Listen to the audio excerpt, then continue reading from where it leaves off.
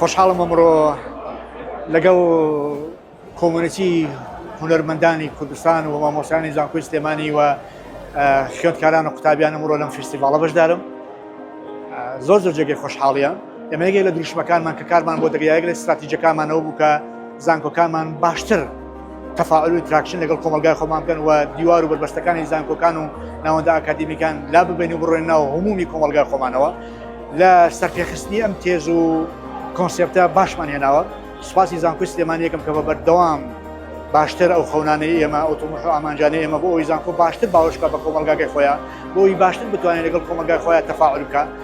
زانکۆی سلێمانی یەکێکە لەو پێشەنگانەی کە بە بەردەوامی کاری کردەوە بۆ ئەوەی هەم ناوەخۆ ڕۆڵی گرنگی هەبێ هەم لەسەر ئاستی ڕانکین و لەسەر ئاستی ڕیزبەندیەکانی دنیاش کاری گەورە بکەوە ساڵ بە ساڵ باشتر بڕاتە پێشەوە.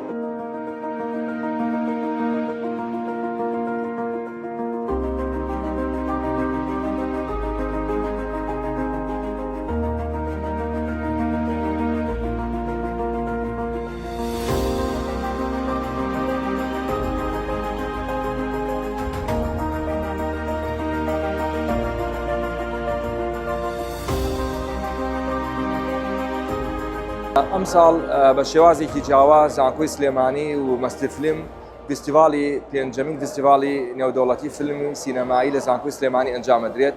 زانکۆی سلێمانی بەشدارێکی کارای هەیە لەم فێستیڤاڵەدا. ئێمە لە کۆلیج هونەر بەشی فیلمسازی و بەسی شانۆگەری و بەسی میوزیکمان هەیە کە ئەمە بەشە هونەرەکانی ناو زانکۆن ئەتوانن فێستیڤاڵ و ئەو کارە هونەریانە لە کۆمەلگا ئەکرێت بیهێنە ناو زانکۆوە. لە ڕوانگەی ئەوەی زانکۆی سلێمانی کە پردێکی دروست کردووە لە نێوان زانکۆ کۆمەلگایە بە بەستنەوەی ئەکادیمیا بە بوارە جیاوازەکانی کۆمەلگاوە زانکۆی سلێمانی پێشکەوتنی بەسچاوی بەدەستهێناوە.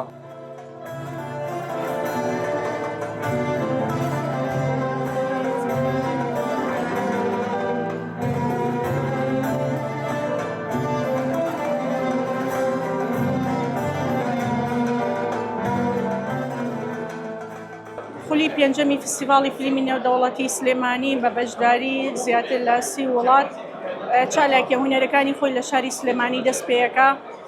دیارە لە ماوەی 3 مانگی ڕابردوو کۆمپانیای مەستر فیلم و زانکۆی سلێمانی بە هەماهەنگی لەگەڵ زانکۆی سلێمانی کۆلێژی هونەر خەریکی کۆکردنەوەی فیلمەکان زیاد لە 1500 فیلم هاتووە ناو فێستیڤاڵ. 150 فیلممان هەڵبژار بۆ بۆنەوە. ئەم 150 فیلمە نزیکەی 90 فیلمیانە چنە پێشبڕکەی فێستیڤاڵەوانەیە. زانکۆی سلێمانی وەک بەرزترین ئاستی ئەکادمی لەسەر ئاستی عێراق تەنانەت نەک بە تەنیا کوردستانیش زۆر مای دڵخۆشیمانە کە فێستیڤاڵی فیلمیش ببەسترێتەوە بەم ناوەندە ئەکادیمیەوە. لە ڕاستیە لە ماوەی ساڵانی ڕابردووە بەتایبەت بەشی فیلمسازی لە زانکۆی سلێمانی توانێتی بەشداریکی گرنگ لە پێشخستنی ڕەوتی سینەمایە بکە. بەدڵنیاییەوە لەم ساڵ و لە خولەکانی داهاتووشا وەک چۆن لە ڕابردووش هەروە بووە ئەم پێکەوە کارکردن و هەماهەنگیە لە نێوان زانکۆی سلێمانی و فێستیڤاڵ ئەبێتە مای پێشخستنی زیاتری هەم فێستیڤاڵی سلێمانی هەم ڕەوتی فیلمسازی لە کوردستان.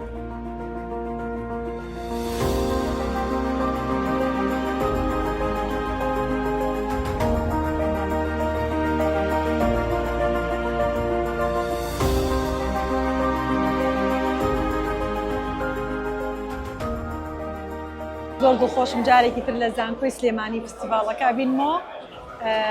وەکو ئەزانن یەکەم ساڵ لێرە بوو زۆر سەرکەوتوو بوو بە هیوایەوەی ئەم ساڵیش بە هەمان شێوە سەرکەوتوو بێت. دەستخۆشی لە هەموو بەشداربووانەکەم، دەستخۆشی لەو کەسانەکەم کە هاوکار بوون بۆ دروستبوونی ئەم فێستیڤاڵەوە و هیوای سەرکەوتن بۆ هەموو.